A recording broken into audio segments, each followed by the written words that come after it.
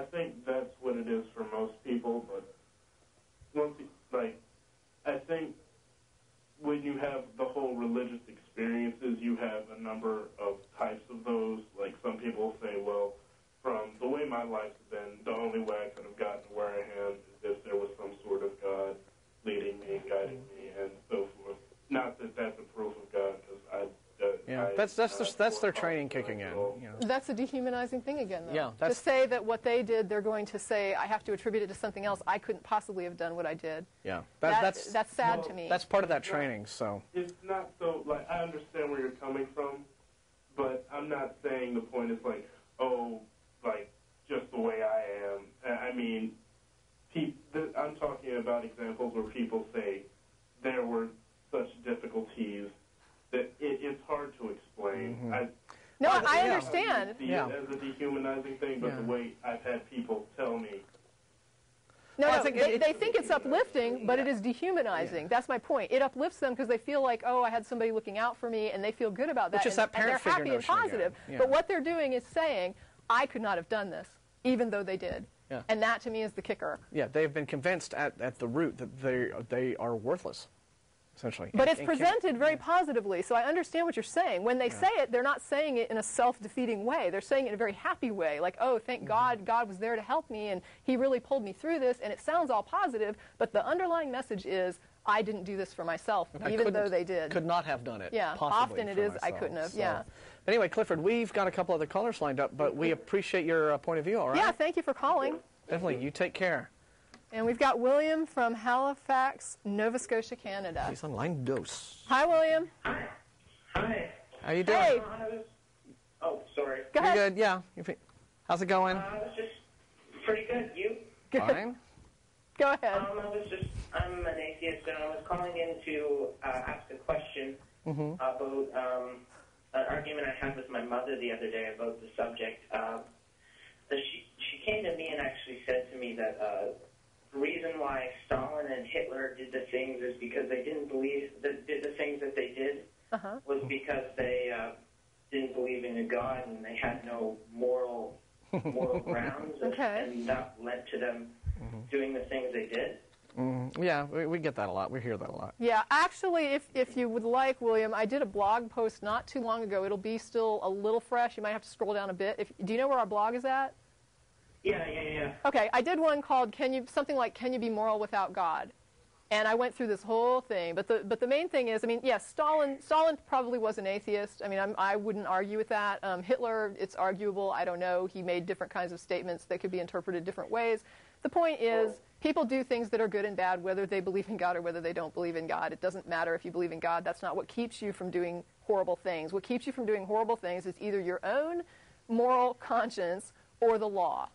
Otherwise, you'll go do whatever you want to do. But here's the reason why this atheism leads to lack of a moral code notion is a complete load of crap, and that is that this notion that it is a theistic notion that God is the author of our morality, right?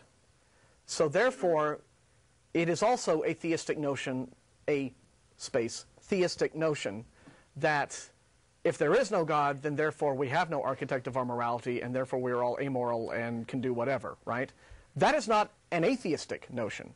That's a theistic notion. Correct. Atheists don't believe in God, so therefore we do not believe that a God is the architect of our morality in the first place.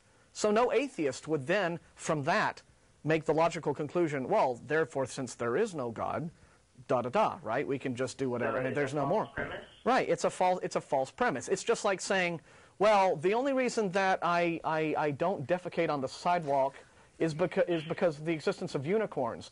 But if there are no unicorns, that means I can go out and just start defecating on the sidewalks. Cool. No, you see what I mean? There's like no real logical link between the two things, right? It is only because theists have been indoctrinated to believe that the only reason that there is right and wrong is because there is a God saying, all right, look, little from column A, little from column B. This is a, and so. I did try and respond to the point she made by saying that I don't get my morality from this garbage. I get the morality from other humans who basically take us and judge us when we do things that we find morally reprehensible, things that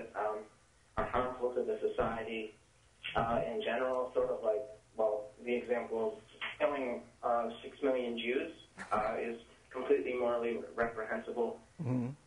And it's harmful to society because it's taking away somebody's right to live, and I don't get that morality from God, and I didn't think she got it either. Right, and additionally... Although it was a man of God, right? It was Martin Luther who authored the tract, this infamous anti-Semitic tract, that was very influential upon just about all modern anti-Semitic thinking today. Yeah, right? I mean, 9/11 was done for God, so, yeah. I mean, God inspires a lot of crazy things, too, the belief in God, and, I mean, if we're just going to have a pissing contest about who can do more harm, I would put religion up to atheism any day, and I think we would win hands down. But the point is, it's not really this. I think this whole, who has the bigger body count issue is a huge red herring. It's brought up. It is. It's brought up by clowns like Dinesh D'Souza and guys like that to put atheists on the defensive. We don't even need to say things like you just said, right? Right. The point is that atheism is not a belief. It is a form of disbelief.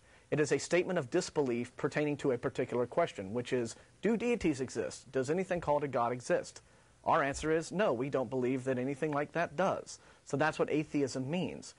People don't perform acts based upon what they don't believe. They perform acts based upon what they do believe, right? Hitler's racial purity ideas and his megalomania, all of these were ideas that he did believe, right? Stalin's megalomania and his thirst for power those were things that he did believe, right? He had this vision for what he wanted the Soviet Union to be, right? Which was this dictatorship with him at the top. We're getting some odd sounds, so I'm going to put you on hold while you work out whatever that is. So, you don't say, because I don't believe in unicorns, I will defecate on the sidewalk, right? I mean, there's no logical link from, I don't believe a thing, therefore I can do a thing. You act based upon a conviction, not a lack thereof. Yeah, and I would additionally say that, yes, law does keep you in line, but it's also important to remember that we are social animals. Not all animals are social. So, for example, it would be much harder to train a pet snake than a pet dog. Or, something that is not a social animal doesn't react or respond as well to social pressure because it doesn't have those same inherent tendencies toward empathy and toward, understanding others in the society. Social animals are defined by how well they relate to others of their group. Humans are very good at that. Dogs are very good at that. Some other animals, or lions, would be very good at that. If you can cooperate with other members of your society and you are a social animal, you survive better in that society, so the welfare of the society becomes paramount to your own survival, and so it's kind of in a whole interconnected thing. It benefits me, it benefits others, it benefits the whole society. You can't take morals out of a social context. I mean, if you look at some uninhabited planet like Mars, if a rock falls onto another rock on Mars and breaks that rock, has the big rock done an immoral thing? Well, no, it's just there's no morality outside of a social context. So that's why then the notion of absolute morality that a lot of Christian fundamentalists latch onto is a little bit bogus, because without a specific social species to apply these rules to, it has no application. Well, the other thing is religion doesn't offer an objective morality, because if you ask a Christian, is genocide okay? They'll say no, and you show them genocide in the Old Testament, they'll say, well, back then it was okay. Or they'll have some explanation. God said to do it, so it was okay. Or, so there's a lot of Christians who will justify something that they would call immoral right now as moral in a different context. And then they'll turn around and say that, how does an atheist have an objective morality? And it's like, well, I don't, but neither do you. It kind of comes back to the thing I heard earlier on a different show. You guys said that just because God says it's good doesn't mean it's good. It is like a Euthyphro's, I forget. Euthyphro's dilemma, yeah. Yeah, that's it. It kind of comes back to that. Which came first, God or the moral precept? Yeah. So, all right. Well, so hopefully that's something to feed back to your mom a bit with. And also, I just wanted to thank you guys for the show, because it helped me stop being an irrational atheist and just saying, oh, there's no God and I hate God and religion is this really bad thing and I'm not just going to pay attention to it. And your show helped me, it helped me become a skeptic and not just take things for granted just because somebody tells me that they're true. Well, we're glad to hear that. Yeah, Thank you. comments like that make my day, Thank and you I so really much. appreciate you letting us know. Yeah. So good luck. I mean, you're on a journey, and just keep going, keep thinking about stuff and questioning and hitting them back with the hard questions. That's the important part. Thanks. All right, man. Thank you. Bye. I think we have time for one more. We have about 3 minutes to go. Do we have one more? Well, we do, but we don't. We're about to find out who that is. Don't forget, we're going to go to Threadgills after this and chow down. That's right, 6:30. Yeah. Cast and crew. And there is a new Nonprofits also, so it'll be up on iTunes hopefully this week, but you can already link to it from the Atheist Experience blog at atheistexperience.blogspot.com. Okay, we have, who's left? We can just go for it. Tell us. Yes, all right. Just go for it. Hello, line 1, you're on. This is God. Oh my Lord, I believe. I'm calling from the control booth. Okay. Is there a special message? Something you'd like to No. tell the world? No, actually, the lines got cleared and we had miscellaneous audio problems. So I wanted to thank you both for doing a great show. Remind everybody to go to Threadgills. Don't forget to mention the Bat Cruise. Bat Cruise! Yes. September! We're going to go cruising for bats. See, we're feeding back now. It sounds like some strange, trippy, psychedelic There's thing. information about the Bat Cruise at the ACA website. Go check it out and come if you can. It's a load of fun. I mean, if you're going to have us feeding back like this, well, you should turn us purple again or something. Make it really psychedelic. The purple thing was good. I never looked better. No, that was terrific. Well, what next?